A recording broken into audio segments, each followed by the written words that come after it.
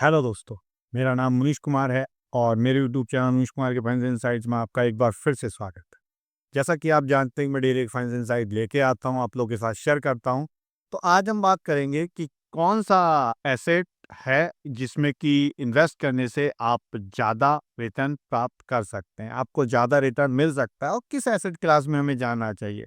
जैसे कि बहुत सारे एसेट क्लास होते हैं, जैसे कि आपका प्लॉट्स में हो गया, मतलब रेसिडेंशियल प्रॉपर्टीज़ में हो गया, गोल्ड में हो गया, इक्विटी में हो गया, म्यूचुअल फंड के थ्रू हो गया या कॉर्पोरेट बॉन्ड्स में हो गया, एफडी में हो गया। तो बहुत सारे एसेट क्लास होते हैं जिनमें आप इन्वेस्ट कर सकते हैं। तो कौन सा एसेट क्लास आपको ज़्यादा रिटर्न देता है और दे सकता है? तो जैसे कि मेरा थंबनेल है कि 200 साल का डाटा है, 200 साल का डाटा है और 200 साल में आप देखेंगे कौन सा रिटर्न कितना ज़्यादा एप्रिसिएशन करता है। तो 200 साल का इंडिया में तो डाटा अवेलेबल नहीं है, लेकिन यूएस का डाटा हमने उठाया है। यूएस का 200 साल का डाटा जो है वो अवेलेबल है और कई सारी बुक्स में कई सारे चीज़ों पर ये दिया गया है।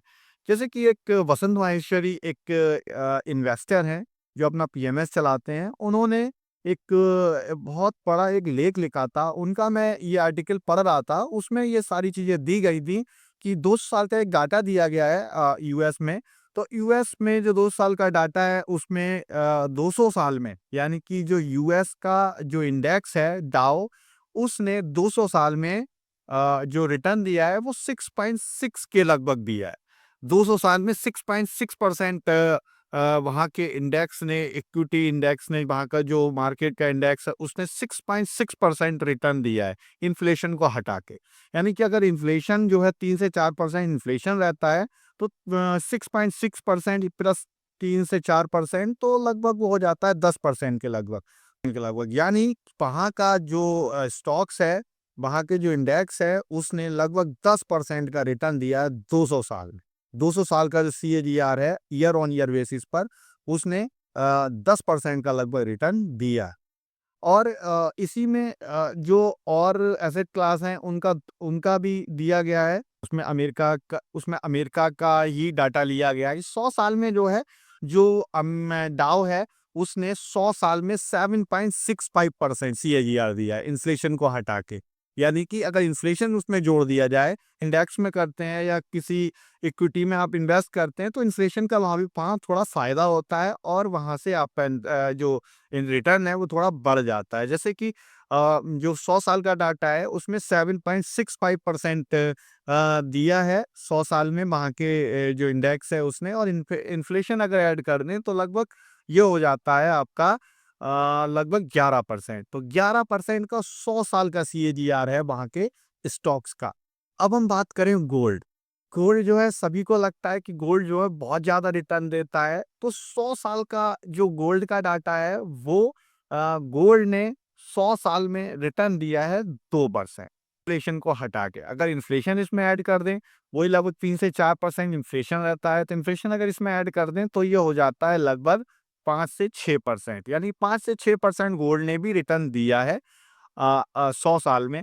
अब इसके बाद आता है जो कॉर्पोरेट बॉन्ड होते हैं, जैसे कि जो बड़ी कंपनीज़ होती हैं वो अपने बॉन्ड्स इश्यू करती हैं और उसके ज़रिए पैसा उठाती हैं, वो भी सेफ हेवन माना जाता है। जैसे कि बड़ी कंपनी जैसे हमारी एचडीएफसी हो गई या बजाज फाइनेंस हो गई, अगर वो अपने बॉन्ड निकालती हैं, अपनी एफडी निकालती हैं और उनके ज़रिए कोई अगर इन्वेस्ट करता है, तो उसने भी 100 साल में लगभग 3.89 लगभग 4% के लगभग दिया है, और इसमें अगर इन्फ्लेशन ऐड कर दें तो ये हो जाता है लगभग 7 से 8%। यानी कि 7-8% कॉर्पोरेट बॉन्ड ने भी रिटर्न दिया है। ट्रेजरी बिल्स जो यूएस के ट्रेजरी बिल्स होते हैं, गवर्नमेंट्स बॉन्ड्स होते हैं, उन उनने भी ट्रेजरी बिल्स ने भी 2.8% लगभग 3% के लगभग, और इसमें अगर इन्फ्लेशन ऐड कर दें तो लगभग 6 से 7% ट्रेजरी बिल्स ने भी दिया है। यानी गवर्नमेंट बॉन्ड्स जो है वहाँ के, उसने भी लगभग 6 से 7% रिटर्न दिया है। यानी कि सबसे ज़्यादा रिटर्न जो बना के दिया है वो दिया है आपके स्टॉक्स ने। अब हम बात करें प्रॉपर्टी की। प्रॉपर्टी जो है सबसे ज़्यादा जो है एक पेचीदा मामला रहता है कि लोगों को लगता है कि प्रॉपर्टी में लगा दें, गोल्ड में लगा दें, स्टॉक्स में लगाएँ, जिससे कि हमारा ज़्यादा रिटर्न बने। तो प्रॉपर्टी ने जो दिया है वो इन्फ्लेशन को हटा के 1% रिटर्न दिया। मात्र और मात्र 100 साल में 1% रिटर्न दिया है। इन्फ्लेशन अगर जोड़ दें वहाँ तो 3 से 4% आपका इन्फ्लेशन ऐड हो जाता है, तो ये हो जाता है लगभग 5%। 4 से 5% आपकी प्रॉपर्टी ने रिटर्न दिया है। ये डाटा कंट्री टू कंट्री थोड़ा चेंज होता है कि इन्फ्लेशन और आपका जो करेंसी होती है उसकी डेप्रिसिएशन एप्रिसिएशन को अगर वहाँ जोड़ दिया जाता है, वहाँ वो मैटर करती हैं, तो वहाँ पर ये रिटर्न थोड़ा चेंज हो सकता है। लेकिन जो ग्लोबल लेवल पर जो चीज़ें होती हैं वो लगभग सेम रहती हैं, क्योंकि अगर जैसे गोल्ड की बात करें तो गोल्ड 1980 से और 2008 तक यानी कि 28 साल अमेरिका में गोल्ड का कोई दाम नहीं बढ़ा था। जो रेट 1980 में थे वही 2008 में थे। 28 साल तक गोल्ड नहीं गया था। लेकिन इंडिया में ये दाम बहुत बड़े थे और बहुत आगे तक गए थे।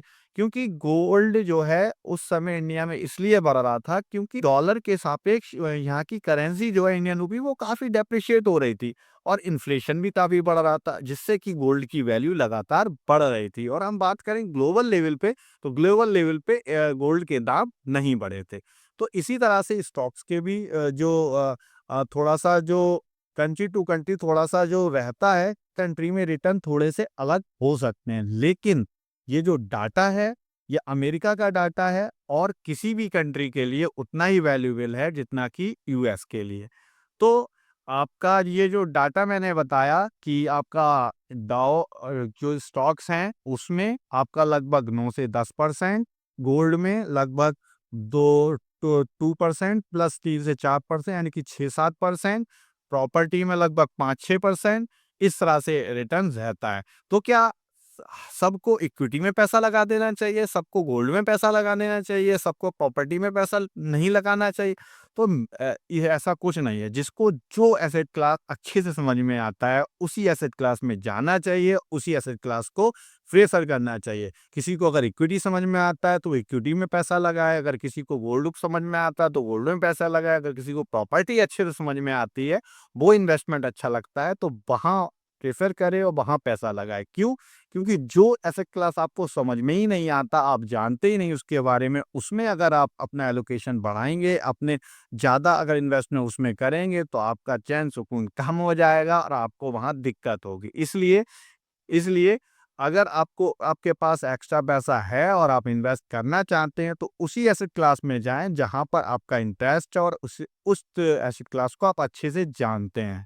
लेकिन इन्वेस्टमेंट ज़रूर करें, क्योंकि आपके पास अगर कैश फ्लो है और आप उसको इन्वेस्ट नहीं करेंगे, तो फालतू खर्चों में वो खर्च हो जाता है और आपका ना तो इन्वेस्ट हो पाता है और ना ही आप उसका अच्छे से यूज़ कर पाते हैं। वीडियो में इतना ही। प्लीज़ मेरी वीडियो को लाइक करें, शेयर करें, सब्सक्राइब करें। Thank you.